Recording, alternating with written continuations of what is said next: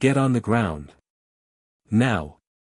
That's the sound that woke me up at 2 in the morning, not the owls hooting in the pines, not the wind coming off the water, but a shouted command and a blinding tactical light cutting through the mesh of my tent like a laser beam, and for a split second, I thought I was dreaming, thought maybe my mind had drifted back to some bad movie I'd watched, but then I felt the cold gravel digging into my knees as I scrambled out, hands up, heart hammering against my ribs like a trapped bird.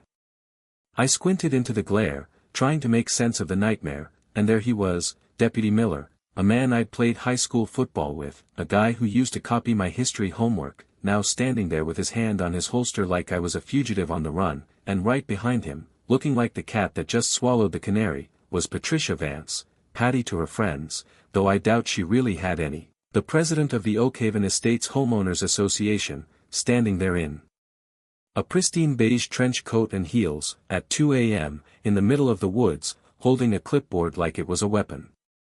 Trespassing, Miller said, his voice tight, like he was reciting a script he didn't quite believe in. We have a complaint of criminal trespassing on community property. Caleb, you need to pack it up. And I just stared at him, my brain trying to catch up with the absurdity of it, because this wasn't community property, this wasn't Oakhaven land, this was Blackwood Creek, 40 acres of untouched timber and water that my grandfather, Big Jim Thorne, had bought with cash back in '62 after working double shifts at the auto plant for a decade, land that had been in my name since the day he passed, land that I paid taxes on every single year. You've got to be kidding me, Miller, I said, my voice raspy with sleep and rising anger. I've got the deed in the truck, this is my land. Grandpa Jim built that dock with his own 2 hands, but Patty just stepped forward, that sugary sweet, venomous smile plastered on her face, the kind of smile that doesn't reach the eyes, and she tapped a manicured fingernail against her clipboard. Actually, Mr. Thorne, she said, stretching out my name like it was a bad taste in her mouth, according to the amended community charter filed last month, the riparian zone bordering the development, which includes this lake, has been designated as a protected community wetland for the enjoyment of all Oakhaven residents, and your continued presence here is disrupting the peace and violating Ordinance 14b. And she said it with such confidence, such absolute, unshakable arrogance, that for a second, just a split second, I wondered if I was the one going crazy. I packed up that night, not because I agreed, but because Miller looked like he was itching to use those handcuffs, and I knew fighting a cop in the dark wasn't going to end well for me, so I threw my tent in the back of my rusted-out Ford, the headlights sweeping over the lake that looked like black glass in the moonlight, and I saw it, a brand new sign, staked right into the mud near my grandfather's favorite fishing spot, reading, Oakhaven Community Nature Preserve, Residents Only, and seeing that sign, that pristine white plastic invading my sanctuary, lit a fire in my belly that I knew wasn't going to go out until I burned their whole house of cards to the ground. You have to understand, this wasn't just dirt to me, this place was my church, it was where Grandpa Jim taught me that silence was a language, where we'd sit for hours watching the bobbers dance, him telling me, Caleb, the world's gonna try to take everything from you, your time, your peace, your money, but they can't take the land if you hold on to it, land is the only thing that lasts. And now, driving back to my small apartment in the city, smelling the stale smoke of defeat on my clothes, I felt like I had let the old man down, but I also felt something else, a gnawing suspicion that this wasn't just about community access, because Patty Vance didn't strike me as the type who cared about nature trails and bird watching. She was a shark in a pantsuit, a real estate agent who had slowly been turning our quiet rural county into a suburban nightmare of cookie-cutter McMansions, and I knew, deep down in my gut, that she was playing a long game. The next morning I called in sick to the welding shop, brewed a pot of coffee strong enough to strip paint, and started tearing my apartment apart looking for the box, the beat-up cardboard box labeled, Grandpa's Important Stuff, and when I finally found it tucked behind the water heater, I spent hours poring over yellowed papers, hand-drawn surveys, and tax receipts that smelled like old tobacco and dust. I found the original deed, clear as day, granting James Thorne full rights to the 40 acres including water access and subsurface minerals, and I grabbed that pile of paper like it was a sword and marched straight into the county clerk's office, ready to end this. But when I got there, the clerk, a nervous woman named Betty who wouldn't make eye contact with me, pulled up the digital map on her screen and her face went pale. "I'm sorry, Caleb," she whispered, glancing around like she was afraid of being overheard, but the system shows a title transfer pending, there's a lien filed against the property for unpaid community improvement levies, and a surveyor's adjustment that moves the boundary line 50 yards east, and my jaw nearly hit the counter because moving the line 50 yards didn't just take the lake, it took the cabin, the barn, and the access road, effectively stealing the entire property. Who authorized this? I demanded, my voice echoing in the quiet office, and Betty just slid a piece of paper across the desk. Petition for neighborhood beautification and hazard removal, signed by the board of Oakhaven Estates and, right at the bottom, a signature that looked suspiciously like mine, a forgery so bad it was insulting, shaky and looped wrong, but notarized by a guy named Rick Sower, who just happened to be Patty Vance's brother-in-law.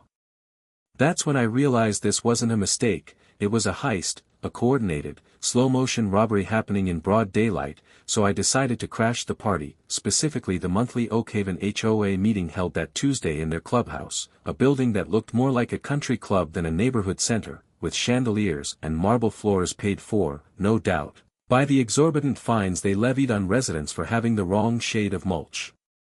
I walked in wearing my work boots and a flannel shirt, standing out like a sore thumb amidst the sea of polo shirts and loafers, and the room went dead silent, all eyes turning to me, but I didn't care. I walked right up to the front where Patty sat on a raised platform like a queen on her throne, flanked by her sycophants, a treasurer who couldn't do math and a secretary who looked terrified of her own shadow. "We have a guest," Patty announced, her voice dripping with fake hospitality. "Mr. Thorne, I assume you're here to discuss the surrender of the wetland property? We have the paperwork ready for you to sign to avoid further litigation," and the audacity of it, the sheer nerve, made me laugh, a cold, hard laugh that bounced off the walls. "I'm here to tell you that if you or your little rent-a-cop step foot on my land again, I'm filing charges for trespassing, fraud, and forgery," I said, slamming the copy of the original deed onto the table, "and I know about the fake signature, Patty, I know you're cooking the books." The room erupted, people shouting, some looking confused, others angry, but amidst the chaos, I made eye contact with a young woman in the back row, someone I hadn't seen before, holding a professional camera, filming the whole thing, and she gave me a subtle nod, a tiny acknowledgement that said I see what's happening here. Patty banged her gavel, her face flushing a dangerous shade of red. "You are out of order. Security, remove this man," and as two burly guys started moving toward me, I held up my hands. "I'm leaving, but you all better wake up, she's stealing from you just like she's trying to steal from me," and as I stormed out into the cool night air, the girl with the camera followed me. "Hey," she called out, jogging to catch up, "I'm Maya, I just moved here 3 months ago, renting the Miller place, and I think you should see something," and she pulled out her phone, scrolling through files until she found a video clip, grainy and dark, shot from her back porch. "This was last week," she said, and on the screen, I watched a pickup truck with the Oakhaven logo back up to the edge of my property line, 2 guys jumping out with post-hole diggers, ripping up my grandfather's old iron boundary stakes and moving them, physically moving the legal markers of my land, deeper into the woods, while Patty stood there holding a flashlight, directing them like a conductor. "I've been documenting it," Maya said, her eyes intense, "because she fined me $500 for having a bird feeder that wasn't approved aesthetic, and I started digging. Caleb, she's not just taking your land for a park, she's selling access rights to a developer. I found emails in the recycle bin behind the office. They're planning to build lakeside luxury condos right on top of your grandpa's cabin." The revelation hit me like a physical blow. Condos, concrete, noise, destroying the sanctuary where Grandpa Jim had taught me to breathe, and the rage that had been simmering boiled over into a cold, calculated focus. "Why are you helping me?" I asked Maya, and she smiled, a genuine, sharp smile, "Because I hate bullies, and I'm a documentary filmmaker between projects, and honestly, this is gold," she said, and right then and there, we formed an alliance, the welder and the filmmaker, determined to take down the Queen of Oakhaven. The harassment escalated immediately after that meeting. My truck tires were slashed in my own driveway, anonymous calls came to my boss at the shop claiming I was stealing scrap metal, and I came home one evening to find a condemnation notice taped to my door, citing hazardous waste runoff from my property into the community water table, a claim so bogus it was laughable since I didn't even use fertilizer, let alone chemicals.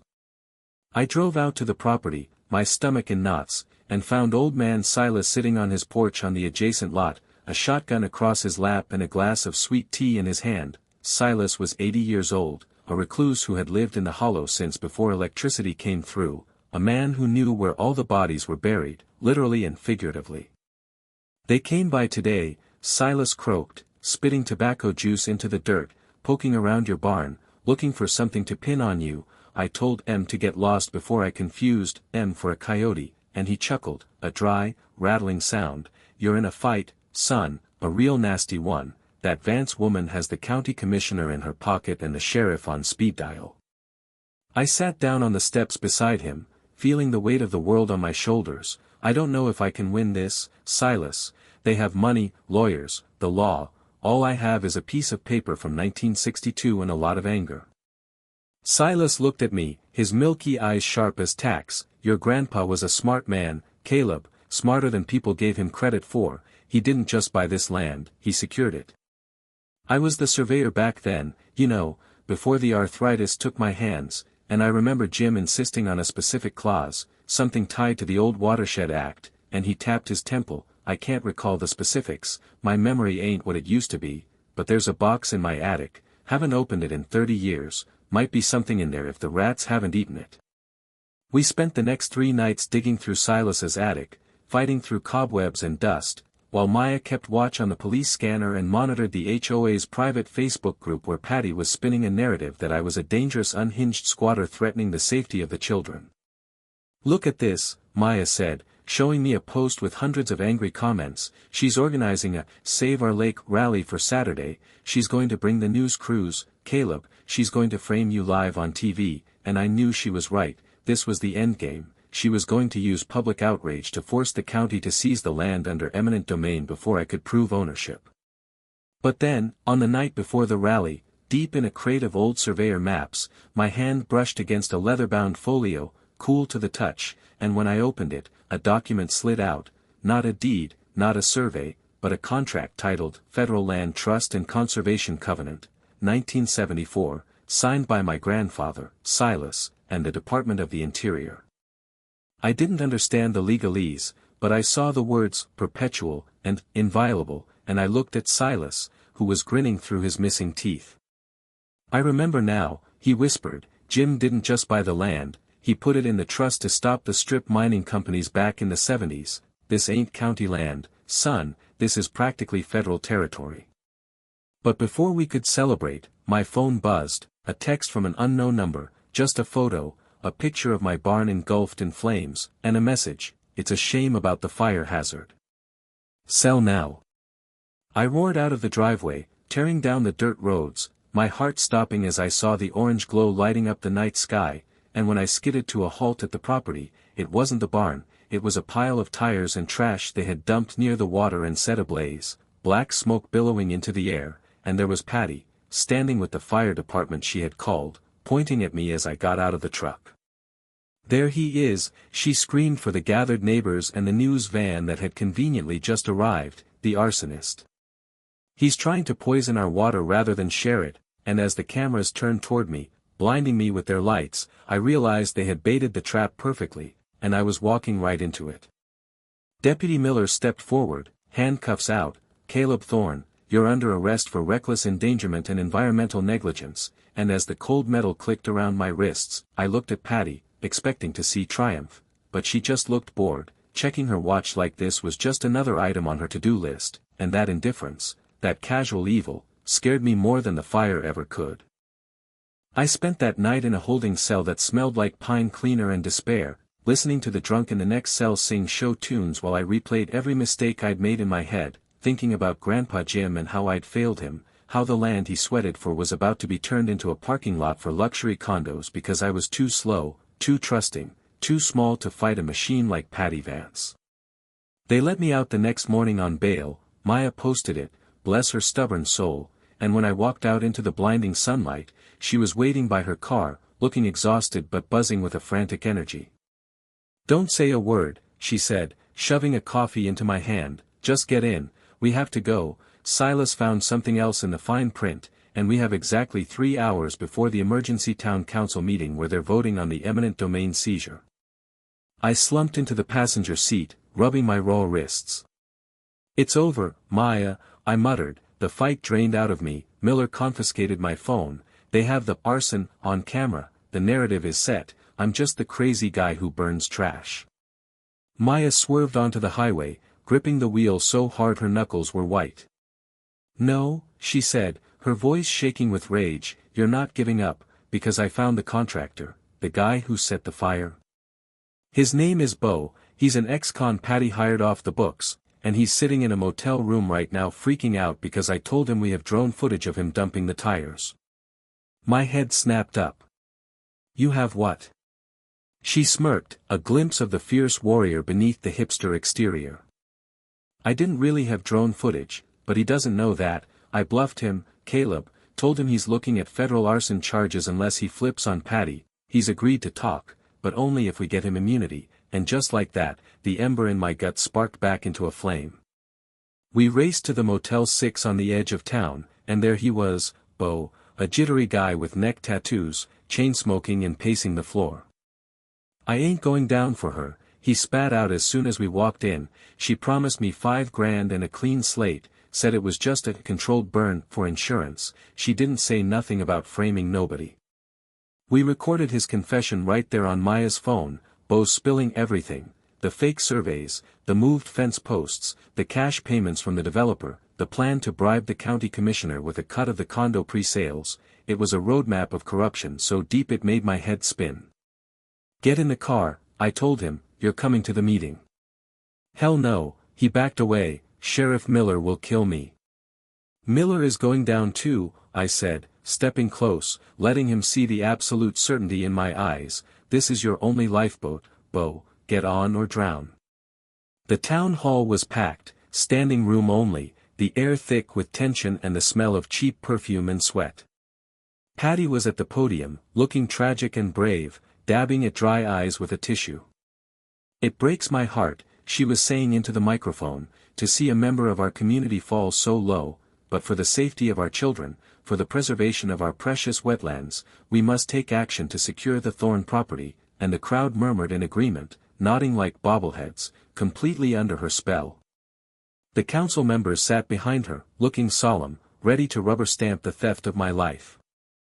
I kicked the double doors open, a dramatic entrance, I admit, but I was past caring about politeness, and walked down the center aisle, Bo trailing behind me like a frightened puppy, Maya flanking me with her camera held high, live streaming to thousands of people she'd rallied online. Objection!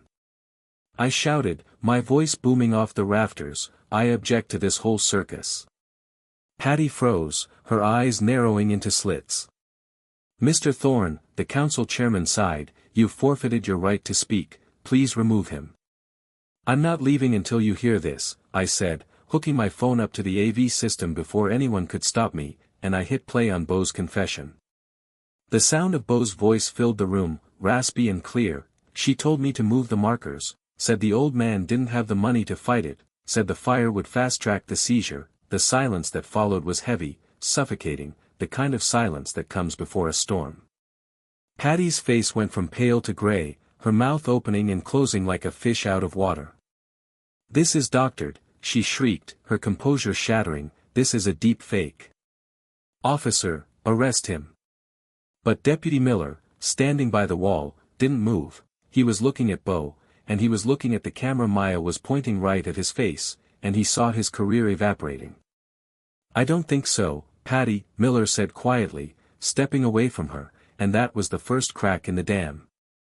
I'm not done, I said, turning to the council, you want to talk about the land?